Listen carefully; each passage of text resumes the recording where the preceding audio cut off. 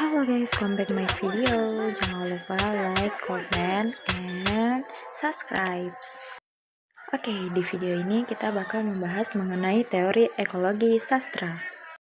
Ekologi adalah cabang ilmu biologi yang mempelajari interaksi antara makhluk hidup dengan makhluk hidup lainnya, dan juga dengan lingkungan sekitarnya.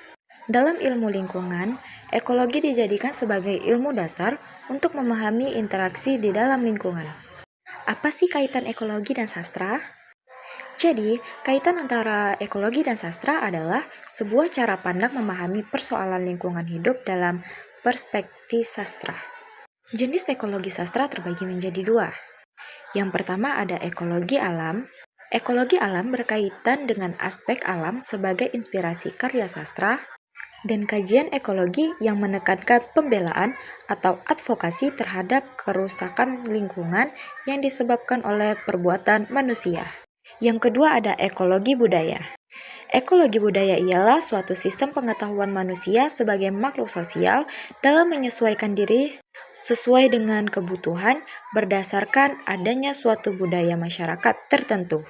Contoh penerapan ekologi sastra yang akan saya ambil yaitu puisi Hujan Bulan Juni. Kita masuk pada analisis puisi. Bait pertama puisi, penulis mempresentasikan sesuatu ketabahan dengan menggunakan objek hujan yang merahasiakan rintiknya kepada pohon berbunga. Peran ekologi dalam puisi pada kutipan bait pertama penulis menggambarkan ungkapan ketabahan dengan objek alam yaitu hujan yang diartikan sebagai kasih sayang yang selalu dirindukan oleh pohon-pohon yang berbunga. Nilai kearifan ekologi puisi pada bait pertama yakni bagaimana sebuah pohon-pohon yang berbunga akan selalu merindukan rintik hujan. Oleh sebab itu, peran manusia di lingkungan agar selalu melestarikan pohon-pohon agar tetap tumbuh dan berbunga sehingga dapat memberikan keindahan. Bait kedua puisi, penulis mempresentasikan alam yaitu hujan dan jalan. Peran ekologi dalam puisi pada kutipan bait kedua, penulis mengungkapkan secara metafosis bahwa hujan merupakan sesuatu yang mampu menghapus jejak-jejak kaki yang ragu di jalan itu. Jejak-jejak yang ragu di jalan merupakan problem atau masalah yang dihadapi oleh manusia. Nilai kearifan ekologi pada puisi bait kedua yakni bagaimana hujan merupakan anugerah atau rahmat yang turun ke bumi untuk menghapuskan problem yang ada di bumi. Oleh karena itu, manusia seharusnya bersifat bijaksana dalam menjaga kehidupan supaya tidak menimbulkan bencana seperti banjir atau kerusakan alam lainnya. Masuk pada bait ketiga puisi. Puisi mempresentasikan alam, yaitu hujan, bunga, akar, dan pohon.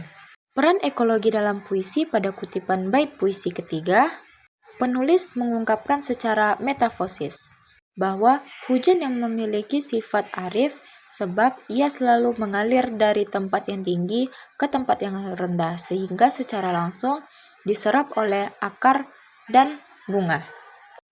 Nilai kearifan ekologi pada puisi bait ketiga yakni hujan yang turun ke bumi merupakan gambaran sifat dan yang melekat pada air sebagai air yang bersifat mengalir ke tempat rendah, sehingga secara langsung dapat diserap akar pohon yang berbunga.